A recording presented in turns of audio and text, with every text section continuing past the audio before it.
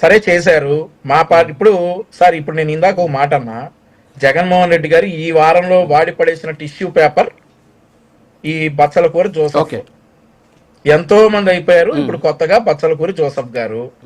ఇప్పుడు ఏమన్నా అడిగితేనేమో చిన్నపరెడ్డి అన్న మీకు అసలు నేను చెప్పాల్సిన అవసరం లేదని అంటాడు. అట్లా అనుకుంటే అసలు అనవసరం అనుకోండి, వేరే విషయం.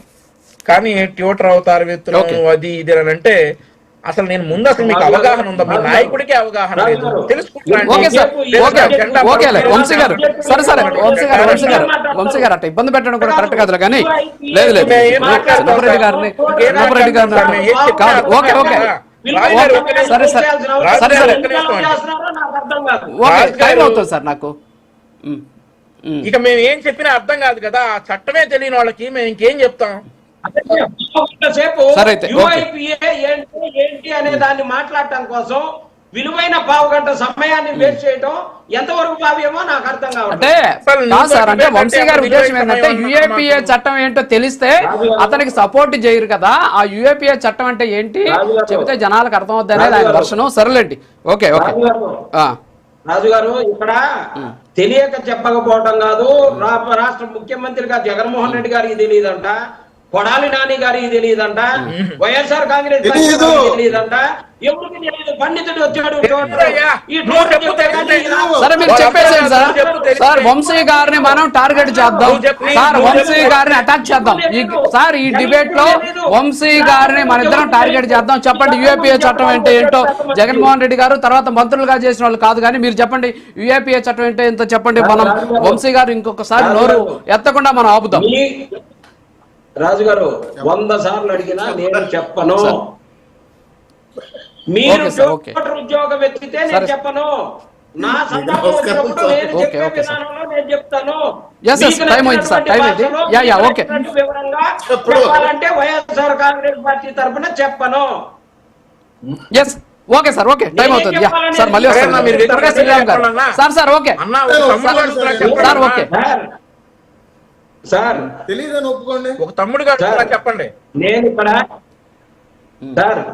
నేను ఇక్కడ వైఎస్ఆర్ కాంగ్రెస్ పార్టీ ప్రతినిధిగా వచ్చా. నా వర్షం నన్ను చెప్పనిస్తేనేమో చెప్పనియండి, వద్దనుకుంటే నన్ను వెళ్ళిపోమంటే వెళ్ళిపోతా.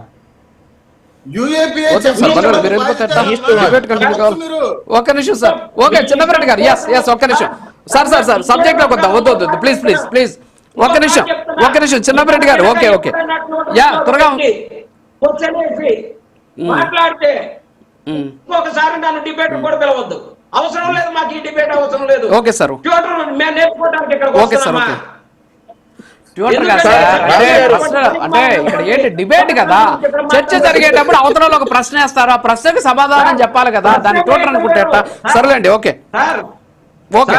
రాజు గారు కానీ సార్ సార్ టైం అయింది చెప్పు పెడార్థం నీకెందుకు స్వామి, నువ్వు చెప్పదలుచుకుంది ఏదో నీ వర్షంలో నువ్వు చెప్పుకుంటూ వెళ్ళిపో. నా రాజు గారు ఓకే ఓకే సరే వంశీ గారు ఇంక వదిలేండి ప్లీజ్. సమర్థిస్తా కాదు సార్. సార్ మీకు అర్థం కాల, నేను సమర్థించలేదు సార్. మనము వంశీ గారిని టార్గెట్ చేద్దాం. వంశీ గారు ఇంకో డిబేట్ లో మిమ్మల్ని ఇది అడగకూడదు. వంశీ గారు ఇక మిమ్మల్ని ఇంకో డిబేట్ లో అడగకూడదు. యుఏపిఏ చట్టం అంటే ఏంటి చెప్పండి. కాదు సార్ యుఏపిఏ చట్టం అంటే ఏంటి మీరు చెప్పండి సార్. అది కాదు సార్. సరే అయితే ఓకే సార్ చెప్పరంటండి వంశీ గారు, మీరు వదిలేండి. ఇంకా ఒక నిమిషం త్వరగా శ్రీరామ్ గారు 30 సెకండ్స్ సార్. సార్ టైం చెప్పండి. యుఏపిఏ యాక్ట్ లో ఉగ్రవాద కార్యకలాపాలకు మద్దతు ఇచ్చేవారు, దానికి ఫండింగ్ చేసేవారు కూడా శిక్షార్హులు అని ఉంది.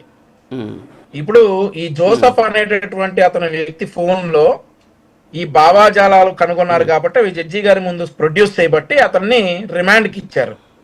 ఆ తర్వాత ఇతని బ్యాంక్ అకౌంట్ లో గనక ఎవరెవరైతే ఫండింగ్ చేస్తున్నారో చాలా మందిని మా ముఖ్యమంత్రి గారు మొన్న చెప్పారు. చంద్రబాబు నాయుడు గారు మన పవన్ కళ్యాణ్ గారిని చంద్రబాబు నాయుడు గారిని ప్రభుత్వాన్ని దూషించడానికి వైఎస్ఆర్ కాంగ్రెస్ పార్టీ ఫండింగ్ చేస్తా ఉంది అనేటటువంటి విషయాన్ని చెప్పారు.